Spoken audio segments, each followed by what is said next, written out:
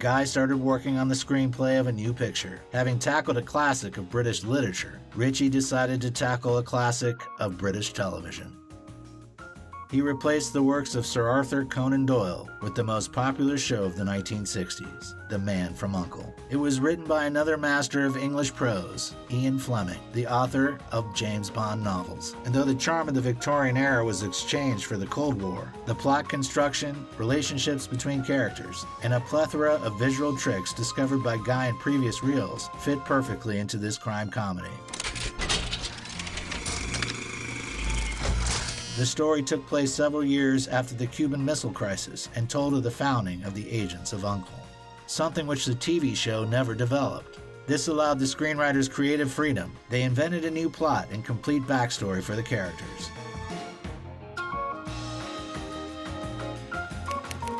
At the same time, another era of strained relations between Russia and the USA ensued, giving the narrative additional charm. Warner Brothers Studio had been trying to launch a remake for more than 10 years until Guy and Lionel presented their vision. With no hesitation, they were given a budget of $75 million, and by March of 2013, they started working on their third consecutive project. The casting process was marked by some confusion when choosing actors. While still writing, Guy had imagined the role of Napoleon Solo being played by Tom Cruise. Cruise was intrigued by both the script and the opportunity to work with Ritchie. Ilya Kuryakin's role was taken by Armie Hammer, who had just been rejected for the role of Superman in the film Man of Steel. Interestingly, Armie is the only actor who had watched the original TV show before shooting started. Well, Mr. Kuryakin, from what you've learned so far, is there anything? Nothing. By May, Cruise had dropped out of the project to focus on another installment of Mission Impossible. Guy couldn't imagine another actor in the role of Napoleon Solo until he set eyes on Armie's recent competitor, Henry Cavill. Huh. He fixed the glitch. Damn. Henry agreed to be in the film on one condition, that he wouldn't have to take off his clothes on camera, after several films in a row where the script required just that. Ritchie agreed to his request immediately. Сделка была заключена, и с тех пор Соло стал их самым успешным и продуктивным агентом. You look important. Or at least your suit does. Alicia Vikander concluded the search for the three main characters when she landed the role of Gabby. No. Smoothly done. The project was then joined by Elizabeth Debicki, who amazed Ritchie with her performance in the drama The Great Gatsby and reminded him of Catherine Deneuve. The role of Victoria Vinciguerra seemed as though written for her. By the way, Vinciguerra in Italian literally means win war. Mummy says hello. In August, the ensemble was joined by Hugh Grant, who was excited to finally get a chance to work with Ritchie. Good evening, gentlemen. Rather touching scene. And casting ended a few days before the film started shooting. The last roles to be filled were by Luca Calvani and Jared Harris, who, just like in the case with the Holmes sequel, received his invitation a few weeks before filming started. Don't ever make the calamitous error of mistaking my deliberate short-sightedness for blindness.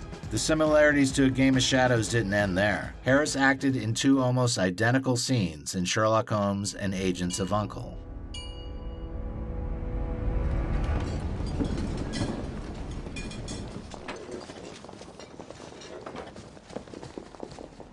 It's impossible to avoid further comparisons with his previous trilogy, a trio made up of two incompatible but dependent on one another men, and a beautiful, mysterious woman.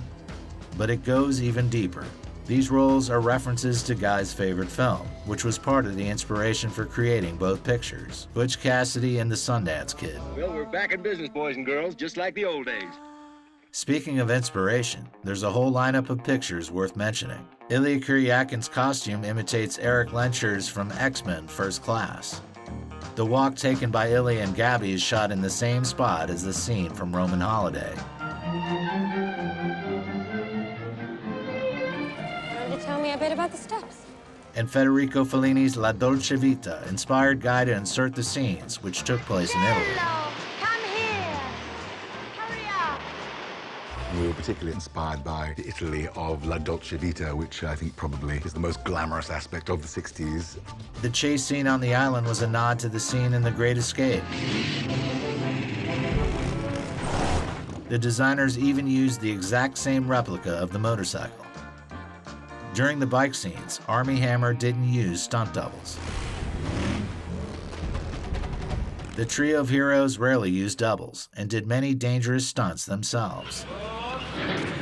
You jump out of the window and it's not supporting you at all, like you're free falling at the ground and it catches you at the very last second.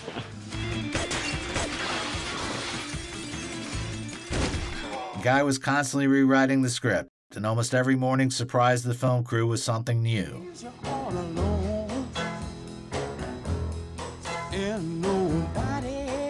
He entrusted the camera to the amazing John Mathiasen, who was brought into the project by gaffer Chuck Finch, who had worked with Ritchie on the Holmes films, and with Mathiasen on Robin Hood and Kingdom of Heaven. Something special about Guy's directing is the way in which he trusts the cinematographer 100%. He prefers to stay out of the operator's work, concentrating on the screenplay, relationship with the actors, and editing.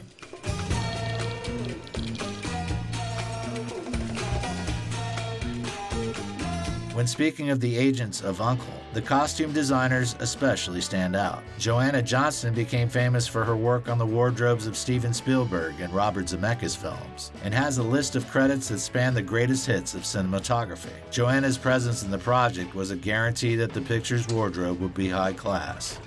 Nothing. I don't like this. Yes. Especially considering that the suits were sewn for Napoleon Solo by Timothy Everest, who for 20 years had been sewing suits for James Bond and the Mission Impossible films. There was nothing to criticize. Yeah, that skill set's never wanting for employment. The director's approach to special effects is worthy of notice as well. Ritchie insisted on a new and original take on every stunt combined with minimal use of computer graphics. This forced the film crew to invent incredible tricks. The big challenge, I think, in these movies that involve action is coming up with action that feels fresh. And I think creatively, that's probably the hardest challenge in many ways for us. Cars being driven on roofs and rails sunken into the walls of buildings were just the tip of the iceberg, since the chase scene was probably the hardest thing to film in the director's career. Hold on. In the script, it was described as a ballet of cars, and we can agree that the special effects department made that metaphor come to life.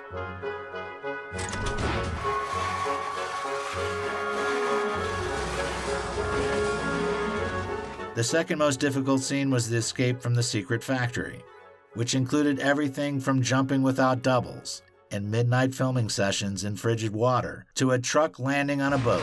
And this rig would allow it to land exactly on the spot.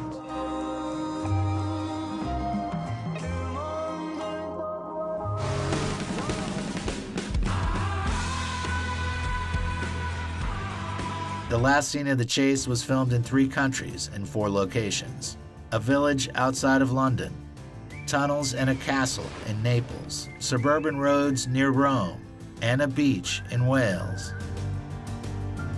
And of course, there are small details which every movie lover waits for when watching a Ritchie film, like the David Beckham cameo, and Henry Cavill's trick, which he learned especially for a tiny scene, thanks to the famous British illusionist Matt Ricardo. I witnessed your trick with a tablecloth.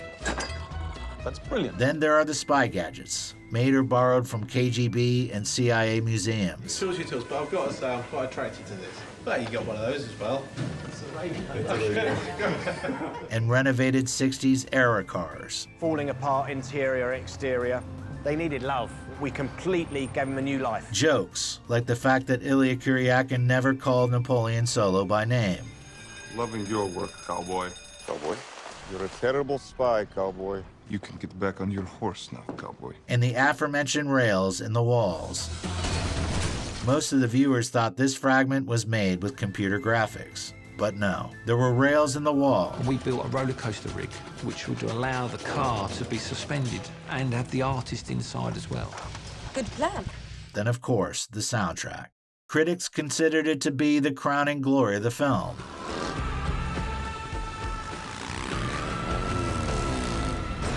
Shooting ended in the early spring of 2014. The editing and post-production lasted over 3 months.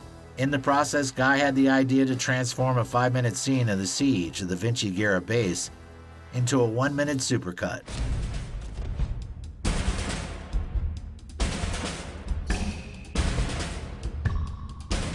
The premiere was set for the 16th of January 2015, but Warner pushed the date to the beginning of August. As a result, Agents of U.N.C.L.E. opened a week and a half after Mission Impossible: Rogue Nation, and 2 months before 007 Spectre, and on the same day as the comedy Pixels. Combined with harsh critiques and negative reviews, the spy comedy was practically buried alive. He didn't see them as enemies. He saw them as instruments of learning. It made $100 million at the box office and had no hope of a sequel, though both the director and the lead actors continue to search for an investor for it, the first scenes of which are shown in the credits of the film. Hey, do you like our work? Let us know with your like and comment. Push that subscribe button and share with your friends. If you want to support the project financially, become our sponsor on Patreon or YouTube sponsorship. Thank you.